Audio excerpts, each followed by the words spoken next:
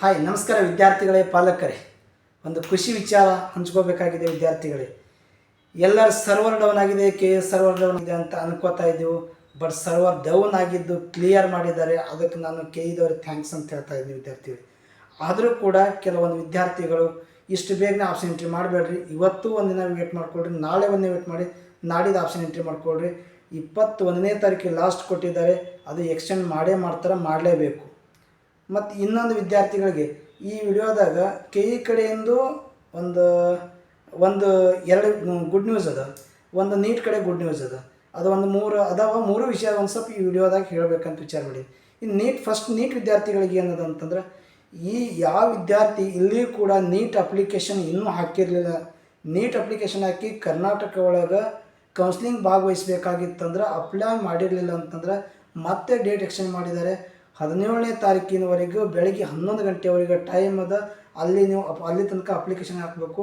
ಅದರ ಜೊತೆಗೆ neat roll number ಕೂಡ ಆ್ಯಡ್ ಮಾಡ್ಬೋದು ವಿದ್ಯಾರ್ಥಿಗಳಿಗೆ. ಇನ್ನು ವಿದ್ಯಾರ್ಥಿಗಳಿಗೆ CET ಕಡೆಯಿಂದ 2 ಗುಡ್ ನ್ಯೂಸ್ ವಿದ್ಯಾರ್ಥಿಗಳಿಗೆ. ಮೊನ್ನೆಯಿಂದ ನನಗೆ ಯಾವಾಗಿನಿಂದ ಸ್ಟಾರ್ಟ್ ಆಗಿದೆ, ಸರ್ ನರ್ಸಿಂಗ್ ಯಾವಾಗ. ಸೊ ವಿದ್ಯಾರ್ಥಿಗಳೇ, ನಾನೇನು ಹೇಳಿದ್ದೆ, ವೇಟ್ ಮಾಡಿರಿ ಅಂತ ಇದೆ. KE ಒಂದು ಸೂಚನೆಯೂ ಕೂಡ ಕೊಟ್ಟಿದ್ದರು. ನಮಗೆ ಯಾವ ಕೋರ್ಸ್ನಿಂದ ಸೀಟ್ ಮ್ಯಾಟ್ರಿಕ್ಸ್ ಬರ್ತಾವ ಅದು ಮಾತ್ರ ನಾವು ಆಪ್ಷನ್ ಎಂಟ್ರಿ ಮಾಡೋಕೆ ಕೊಡ್ತೀವಿ ಅಂತ ಹೇಳಿದರು.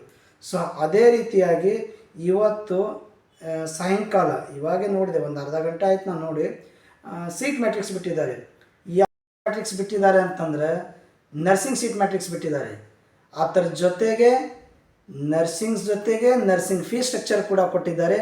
ಕ್ಲಿಯರ್ ಆಗಿ ಒಂದು ಸಲ ನೋಡ್ಕೊಳ್ರಿ. ವೆಬ್ಸೈಟ್ KE ವೆಬ್ಸೈಟ್ ಹೋಗ್ರಿ, ಅಲ್ಲಿ 2025 ಪ್ರವೇಶ ಅಂತ ಬರ್ತಾರೆ, 2025 ಅಂತ ಹೊಡೀರಿ.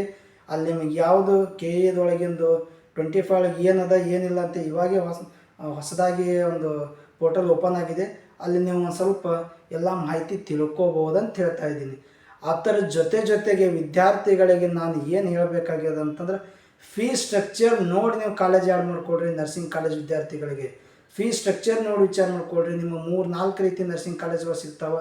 ಒಂದು ಪ್ಯೂರ್ ಗೌರ್ಮೆಂಟ್ ಸಿಗ್ತದೆ, ಒಂದು ಪ್ರೈವೇಟ್ ಕಾಲೇಜ್ದಾಗ 20% ಗೌರ್ಮೆಂಟ್ ಸೀಟ್ ಸಿಗ್ತದೆ, ಇನ್ನು ಉಳಿದಿದ್ದೆಲ್ಲ ಪ್ರೈವೇಟ್ ಕೋಟಾದಾಗ ಮ್ಯಾನೇಜ್ಮೆಂಟ್ ಕೋಟಾ ಸಿಗ್ತವೆ. ಸೊ ಈ 3 ರೀತಿ ಇರೋದರಿಂದ ಒಂದು ಸ್ವಲ್ಪ ಫೀ ವೇರಿಯೇಷನ್ ಆಗಿರ್ತದೆ.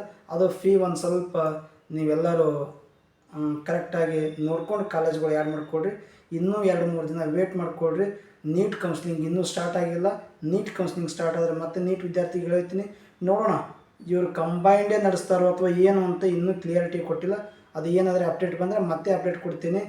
ನಿಮಗೆ ಇವೆಂಥವೆಲ್ಲ PDF ಏನಾದರೂ ಬೇಕಾಗಿತ್ತು ಅಂತಂದ್ರೆ, ಅಥವಾ ಏನೋ ಒಂದು ಫ್ರೆಶ್ ನೋಟ್ ಬಂದಿತ್ತು ಅಂತಂದ್ರೆ, ನಾನು ಇಮ್ಮಿಡಿಯೇಟಾಗಿ ವಾಟ್ಸಪ್ ಗ್ರೂಪಿಗೆ ಹಾಕಿರ್ತೀನಿ.